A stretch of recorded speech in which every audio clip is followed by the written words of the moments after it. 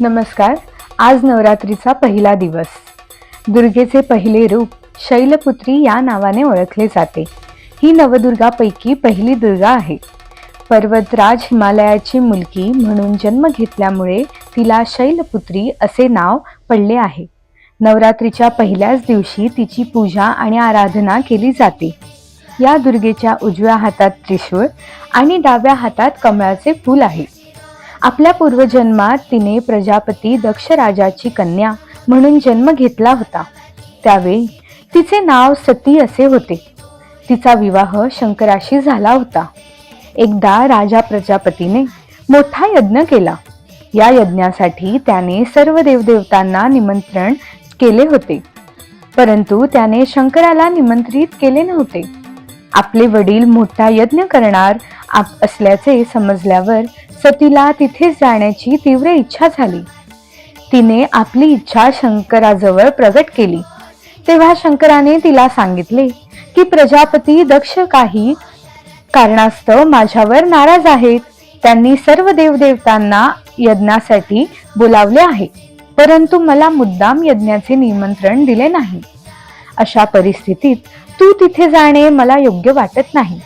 शंकराने समजावून सांगितले तरीही तिचे समाधान झाले नाही. वडिलांचा यज्ञ पाहणे तसेच आपली आई आणि बहिणींना भेटण्यासाठी तिचे मन व्याकुळ झाले होते. तिचा आग्रह पाहून शंकराने तिला यज्ञासाठी जाण्याची परवानगी दिली.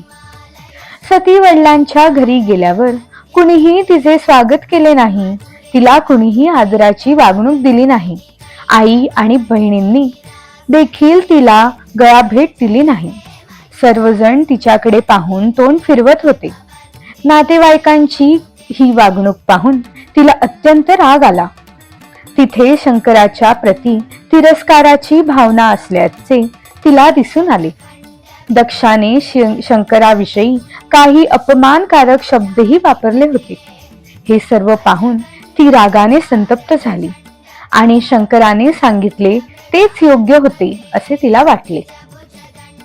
आपण इथे येऊन खूप मोठी चूक केली आहे याची जाणीव होऊन नवऱ्याचा अपमान सहन न झाल्याने तिने स्वतःला योगाग्नी जाळून घेतले.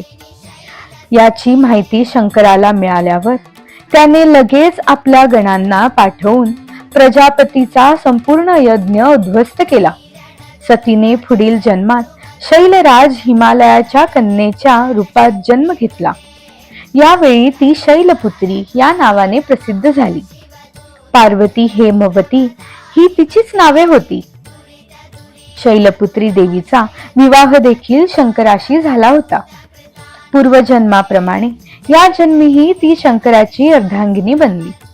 म्हणून नवदुर्गापैकी प्रथम शैलपुत्री दुर्गेचे महत्व आणि शक्ती अनंत आहे.